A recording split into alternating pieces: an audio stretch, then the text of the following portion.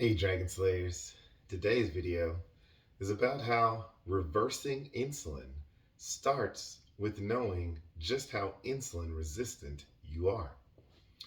So I hope to bring to light the serious chronic disorders that can arise from insulin resistance, as well as to arm you with knowledge on the interventions that effectively improve it. However, it won't be worth much without a plan to put this knowledge into action. As you now understand, the most important changes you can make are lifestyle related. Some are obvious. For example, if you are regularly exposed to cigarette smoke, either make a greater effort to quit or remove yourself from the environment where others are smoking. Some are trickier. Indeed, the plan to improve your insulin sensitivity and reduce the risk of the numerous diseases that stem from insulin resistance must revolve around physical activity and especially the food that you eat. In this section of this next series of the videos, we're going to explain the guidelines that you can follow to make great improvements in your insulin sensitivity. But first, we need to find out where you are before starting any journey.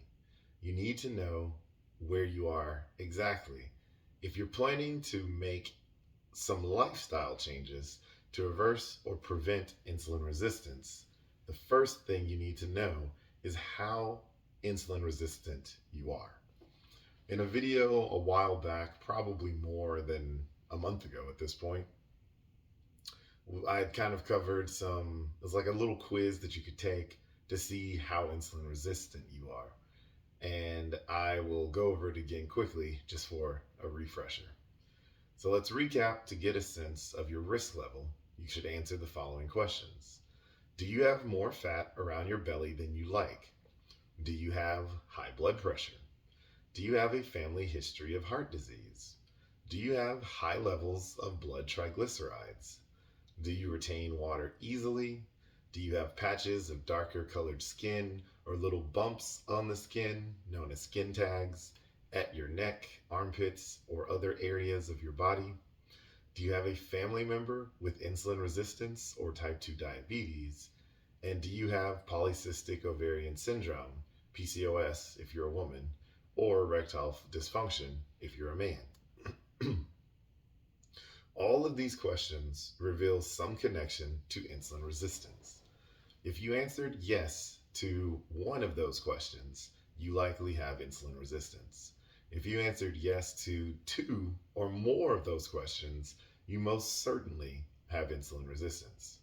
As helpful as it may be to observe and track the symptoms in a quiz, they merely let us know general levels of insulin sensitivity or lack thereof. For a detailed assessment, you need to measure your insulin levels directly. And to be frank, there's no easy way to do this on your own.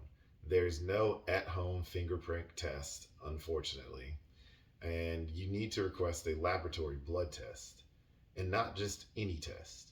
Every fasting blood test will give you your glucose level, but very few reveal your insulin level.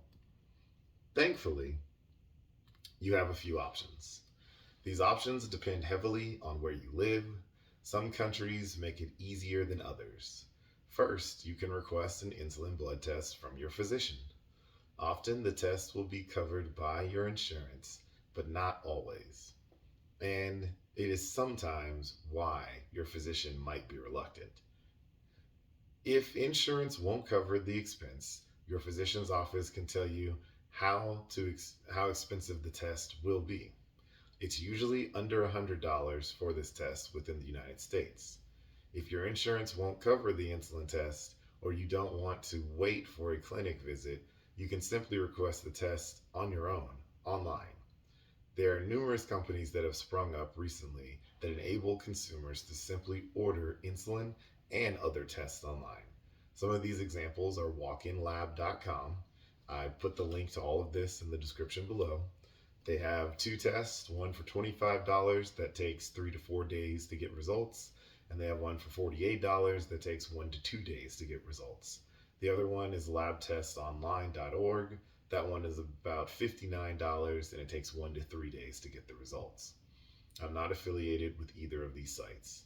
These companies partner with local blood testing services to request the test directly. You go into your local lab, have your blood drawn, and the company sends you the results. Unfortunately, the focus has been so solidly on glucose for so long, there is not a wide consensus on insulin levels.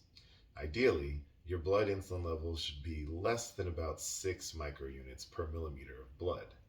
While 8 to 9 is the average for men and women, it's not good to be average in this case. A person with 8 has a double risk of developing type 2 diabetes as the same person with 5. So that's what I've got for you guys today. Don't forget to like and subscribe because it really helps the channel out. And remember, guys, that together, you and I will slay the dreaded diabetes dragon.